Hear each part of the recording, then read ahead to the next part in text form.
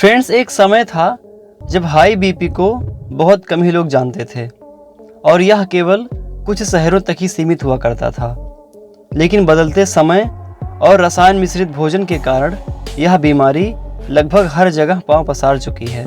High blood pressure यानी उच्च रक्तचाप आजकल एक बड़ी समस्या बनकर सामने आ रही है और इस बीमारी में आपको पता ही नहीं चल पाता कि आप इससे कब ग्रसित हो गए और इसके लक्षण भी एकदम से सामने नहीं आते और ना ही जल्दी स्पष्ट हो पाते हैं। इसलिए इसे साइलेंट किलर भी कहा जाता है। एक अध्ययन की माने तो भारत में लगभग 10 में से 3 व्यक्ति हाई ब्लड प्रेशर से पीड़ित हैं और हर वर्ष होने वाली मौतों में हाई ब्लड प्रेशर को एक प्रमुख कारण माना जाता है।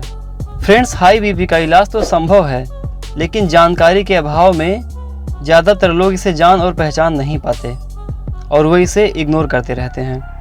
इसलिए आज की इस वीडियो में हम आपको बताएंगे कि हाई ब्लड प्रेशर यानी कि उच्च रक्तचाप क्या होता है और इसका पता कैसे लगाया जा सकता है, साथ ही इसके बचाव और उपचार क्या हैं। और यकीन मानिए फ्रेंड्स, इस वीडियो को देखने के बाद आप हाई ब्लड प्रेशर को ठीक तरीके से समझ पाएंगे और खुद को इससे सुरक्षित रख पाएंगे।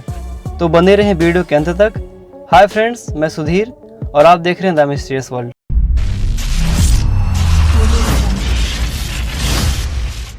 फ्रेंड्स, हमारे शरीर में ढेर सारी खून की नसें होती हैं जिनके थ्रू हमारे पूरे शरीर में खून का संचार हो पाता है और हमारा जो हार्ट है वो इन्हीं ब्लड वेसल्स के माध्यम से ब्लड को पूरे शरीर में पंप करता है और इन ब्लड को पंप करने के लिए एक निश्चित प्रेशर की ज़रूरत होती है और जब किसी कारणवश यह प्रेशर सामान्य से अधिक बढ़ जाता है तो हमारी खून की नसें यानी कि ब्लड वेसल्स पर दबाव पड़ने लगता है और इसे ही हाई बीपी या उच्च रक्तचाप या हाइपरटेंशन भी कहते हैं। और जब प्रेशर बढ़ने लगता है तो हमारे हार्ट पर भी प्रेशर बढ़ जाता है और उसे ज़्यादा काम करना पड़ता है।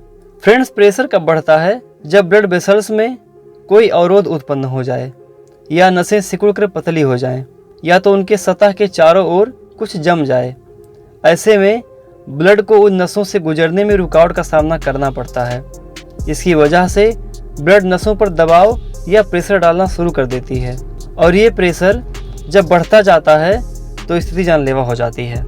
नॉर्मली ब्लड प्रेशर 2 प्रकार का होता है, सिस्टोलिक प्रेशर और डायस्टोलिक प्रेशर, जिसे आम भाषा में हाईएस्ट रीडिंग और लोवेस्ट रीडिंग भी कहा जाता है।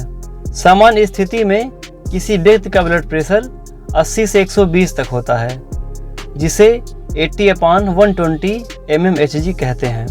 यदि ब्लड प्रेशर 80 से 120 के स्तर से ऊपर रहता है तो इसे हाई ब्लड प्रेशर माना जाता है और यदि 80 से 120 के स्तर से कम रहता है तो उसे लो बीपी माना जाता है।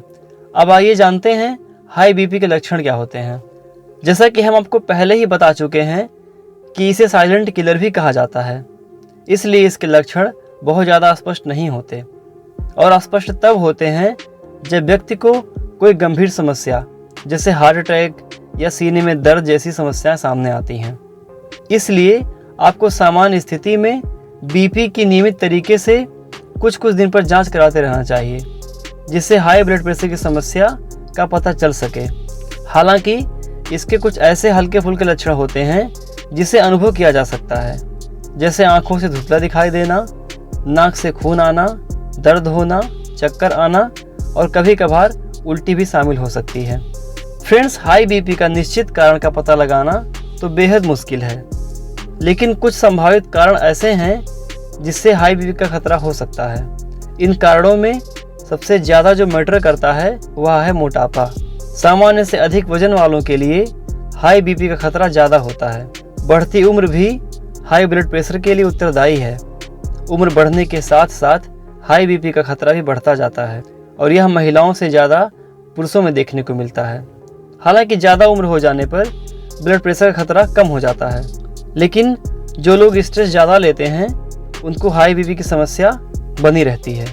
इन कारणों के साथ साथ एक कारण यह भी निकल कर आता है कि जो लोग स्मोकिंग और ड्रिंकिंग ज़्यादा करते हैं उनके ब्लड वेसल्स सिकुड़ जाते हैं, जो हाई ब्लड प्रेशर का खतरा बन सकते हैं। अब आइए जानते हैं हाई ब्लड प्रेशर से हमारे शरीर को क्या क्या नुकसान हो सकता है। फ्रेंड्स, हाई ब्लड प्रेशर से हार्ट फेल होना, दिल का दौरा पड़ना, गुर्दे में कमज़ोर और संकुचित रक्त कोशिकाओं के होने से गुर्दा ठीक तरीके से काम ना करना, आँखों की रक्त कोशिकाओं के कमज़ोर या संकुचित होने से आँखों की रोशनी का कम होना, मस्तिष्क संबंधी समस्या जैसे सोचने समझने और किसी चीज़ को याद रखने की क्षमता पर असर पड़ना, धमनी की दीवारों पर सूजन का होना, ये सब समस्याएं आपको दिख सकती हैं।